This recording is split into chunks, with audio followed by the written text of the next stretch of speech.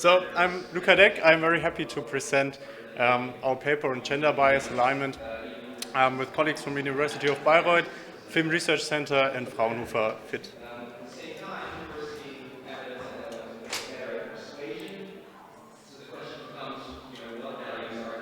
All right. In the upcoming 9 minutes, I'm trying to walk you through our paper and really shed light on the most interesting aspects of our paper. And I want to start with a short motivation. Now, I think this is the human AI collaboration session, so you should be at least familiar with what's coming. But assume you're an AI developer using fair machine learning techniques, and assume you trained your perfectly fair model, and you're very confident about it. Now, do you believe that this will actually ensure fair treatments of all affected people, let's say in a credit assignment task? Well, in reality, usually there's an AI system involved, similar to what we just heard. And usually there's a human in the loop involved. And we ask the question, what actually does the fairness perception and fairness ideas of human in the loops, how do they affect the outcome of the system? Now, in line with prior literature on systemic views on AI systems and AI models, we basically face the ugly truth of what happens if the human in the loop doesn't actually approve of the fairness that we try to embed in the AI models. So based on this idea, we conducted 2 experiments to test how bias alignment, which I will define in a second, between humans and AI models influences participants' fairness perceptions, reliance behavior, and team fairness. Now, before we get to the experimental design, let's take a step back and look at some psychological theories that heavily influenced our intuition.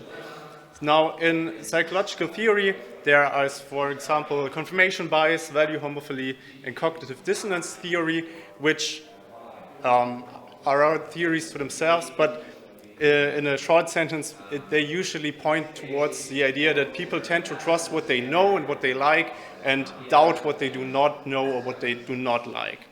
And we built our experimental design based on this idea and tried to translate these ideas onto fairness, which led us to make a few simplifying assumptions that should be familiar to some of the fact audience, but take it all with a grain of salt. This is really based on strong assumptions.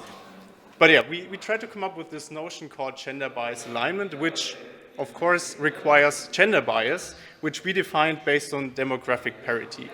Now, demographic parity basically just means or tells us to balance the acceptance rates between 2 groups, in our case between men and between women. So a value of DP in this case means that men and women in the cases have equal acceptance rates. And now we went one step further and looked at alignment between demographic parity between human decisions and AI decisions. So our definition of alignment in this case is just a value that measures the difference in acceptance rates between, or in demographic parity between men and women. Now, please take a second to let that sink in, because this is really the cornerstone of everything that follows. And I also prepared a visual intuition for those of you who are not as familiar with formulas. Now, this is basically the same idea, just stylized visually. And we have here on, I think I can't move, so I will stay here. On the vertical axis, we have the gender bias that is persistent in humans, and on the horizontal line, we have the gender bias that is persistent in AI models. And now, very easily, we can map out decisions by AI models that are unbiased according to our fairness definition, and they are all lying on this vertical axis, right? Now, I think one of the common assumptions is that if we design models that way, they will make up systems that perform fair decisions. But our intuition is that people actually do not prefer, or human in the loop does not prefer the decisions that lie on this vertical axis, but that lie on the diagonal axis, which is mapped out in white here. Because these are the points that actually have bias alignment, so values of 0, no deviation between demographic parity. Okay? And we also believe that this will translate into reliance behavior, not only to fairness perceptions. So these are basically the entire intuitions that led us to conduct the experiments, which I will now describe. Our research design, as I said, includes fairness perceptions as a measure, reliance behavior, and the final team outcome measured by demographic parity. And the first research question that we wanted to ask was how alignment between gender bias between the AI and humans influences fairness perception. And we also included explanations in our study, which I will not talk about too much today. Secondly, we believe that the gender bias alignment will influence reliance behavior, and there's also one hypothesis about explanations. And finally, and most importantly, we believe that this will affect the team outcome. Now, we conducted a two by two between subject experiments with altogether 276 participants that we recruited from Prolific. And we designed AI models based on popular fairness data sets in the creditworthiness and criminal recidivism domain. And we had two treatments. One was fair or unbiased AI models and unfair or biased AI models. And one treatment was providing participants with explanations and one without. Now I will quickly guide you through the three-step approach that we took. So participants first made an initial decision based on their intuition or based on their experience about applicants being eligible or not eligible for credit.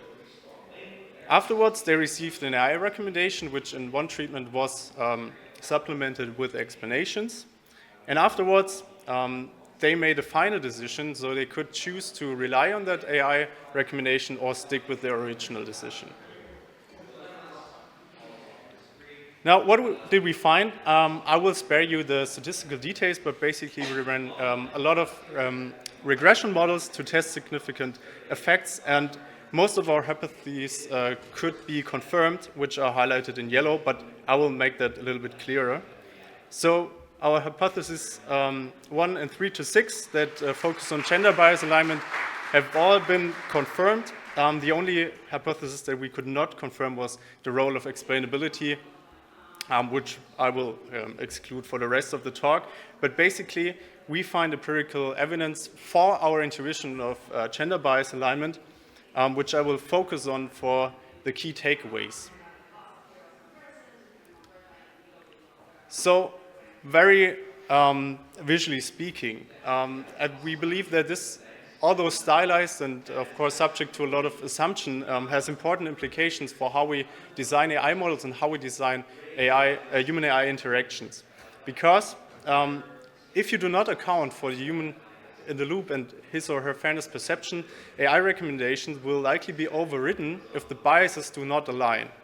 So if you want to achieve fair system outputs, which should usually be the ultimate goal, you must first convince the human in the loop, and we believe that our intuition helps in figuring that out.